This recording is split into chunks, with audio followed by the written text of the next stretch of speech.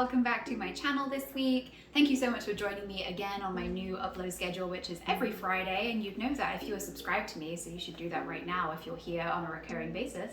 I cover all things books and writing related, and today I'm going to be doing a video all about some writerly advice that I've picked up over the years and that I personally follow.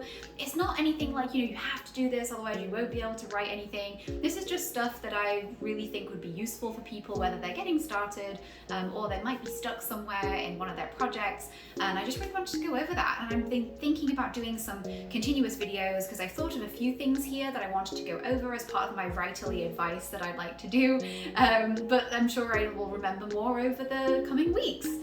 So if you'd be interested, you should totally subscribe, as I mentioned, like this video if you enjoyed it, and leave me a comment down below as well, just to give me some thoughts and feedback. That'd be amazing. You can find me at all my social media. All of those are in the description down below. I have Instagram, Facebook, Twitter, and I have a Patreon as well, where my patrons can see the behind the scenes of my writing, and also just get like my behind the scenes YouTube and just a bunch of like insider information. So just a little side note there for you, but let us begin.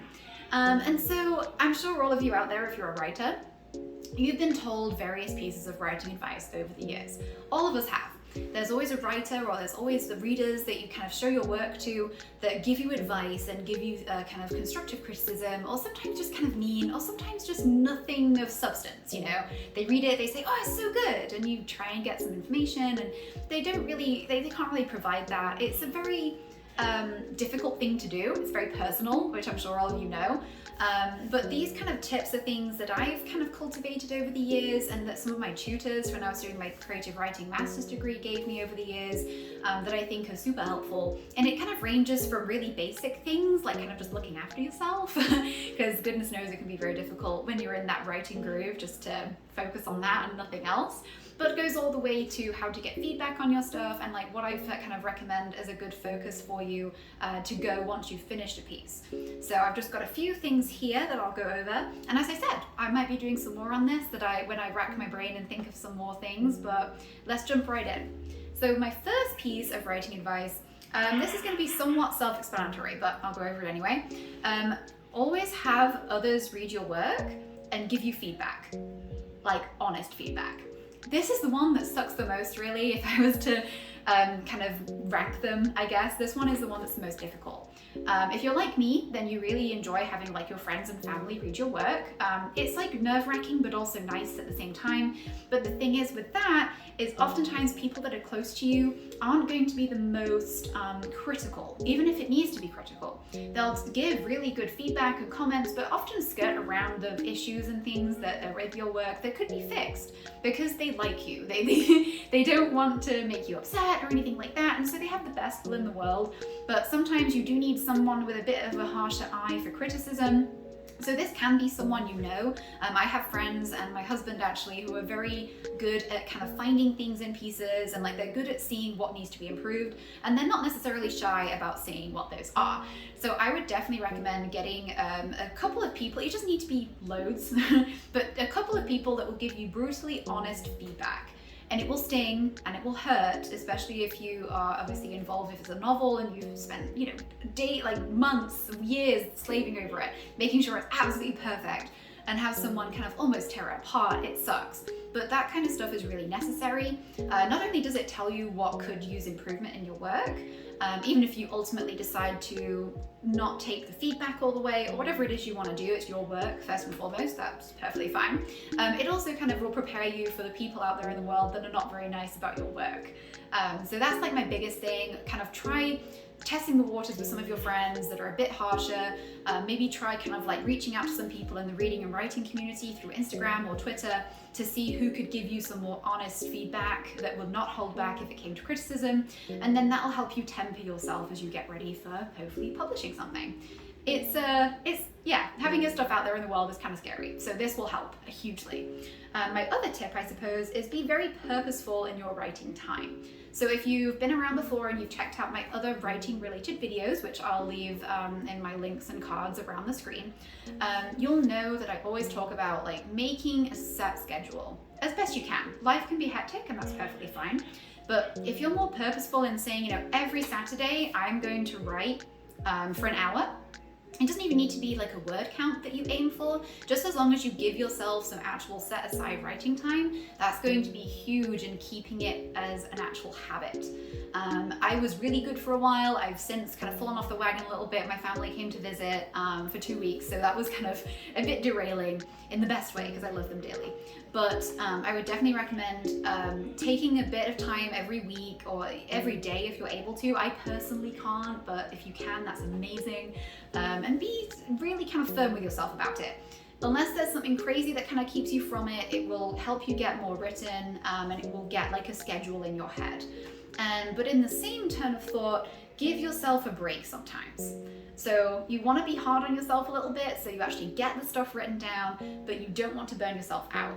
So kind of think about what you would quantify as self-care for yourself. Whatever that might be, like taking a nice bath or maybe watching a movie that you really love, going out with friends, whatever it is that you need to recharge, make sure you also do that. If you have to do it in place of your normal writing time, that is okay. Your brain will thank you later. And it's not a huge deal. You'll be able to catch up, especially if you've been purposeful with your scheduling. You'll be able to catch back up, but you won't be able to rescue your brain once it's become frazzled and burnt out on writing. Another one that I love to recommend, and again, I've talked about this a lot, read plenty of books. Get inspiration from everywhere. The mountain has been crossed many times, but only you can forge a path across it that no one else has situation is huge as far as reading material. I also recommend finding various writers, I guess like not guides, but like say for example, I've read Stephen King's book on writing and how he writes and how he can recommend some things for other writers. Try and do that, really try and submerge yourself in your craft, which is not only reading works of fiction, but non-fiction. Anything that you come across that is kind of vaguely tickles something in your brain that you think, oh, this is cool, read it. Because that's going to help shape your writer's voice. That's going to help shape like how you're going to construct everything. It's going to be huge, especially if you're writing a work of fiction and you read a lot of fiction. You'll start to kind of see which character things you like, which you don't like, but how descriptions you can write them and stuff like that. It's really, really important, and so that's a big one. I say a lot of writers say the same thing, so I'm sorry if I sound like a broken record. And the last one, I guess for today anyway, I will, as I said, make some more videos on this, is when you've finished a piece, so whether it's a poetry collection, short story collection, or a novel, you desperately need to hire an editor after you've gone through it with a fine-tooth comb. Because there'll be things you'll miss, there'll be things that your friends miss, there'll be things that your beta readers miss. Editors are, although it's an expense, and especially one that is good, that you've trolled around for ages to find, can charge up to, gosh, last I checked, about like $50 an hour, maybe more. It's going to be worth it because they'll be able to pick up on things that you did not. This is kind of like I guess a bare bones. This is not kind of going into specifics of if you want to be an independent author or a traditionally published author. Regardless of which one you go for, I would always hire an editor before sending that manuscript anywhere. And they will never just cut your thing to shreds and give it back to you. An editor, a professional one, will make the edits, but it will be in a tracked log in Word, for example. They might use Google Docs or another program, but they will always double check with you before they go ahead and make edits final. And you can always negotiate that, but it's going to be huge because they know what is going to, if you're going to go traditional, they know what's going to sell with a traditional publisher. They've edited a lot of stuff. You need to do a lot of research to find an editor that fits your genre, your niche, whatever it is you're going for. And so they'll have seen a lot of the stuff that what you're sending them, they'll have seen it, and they can provide the best feedback, the best editing for you. And that is something that you really unfortunately can't skimp on. It's just something you have to really plan for in your writing budget, as it were. Once you've finished, it's something that I'm planning on right now and I'm starting to do research for. And it's going to be a massive part that will save you a huge headache when you try to start querying your work if you've not had someone professional go over it beforehand. And so that actually wraps up all of the tips and well, it's mainly advice, I guess. It's not tips. as much as friendly advice from one writer to another. And as I said, I will continue to publish these. Please let me know in the comments if these were helpful for you, if you have any advice that I should take, because I mean, I like to do that. I like to take recommendations, improve myself all the time, and I will be able to bring these out with relative frequency, maybe every couple of weeks I can get another one of these out to you guys. Check out my other videos on the channel and like the video if you did indeed enjoy it. And I hope wherever you are out there, writers, that you have the best luck and no writer's block in getting your project moving, and I'll see you next time.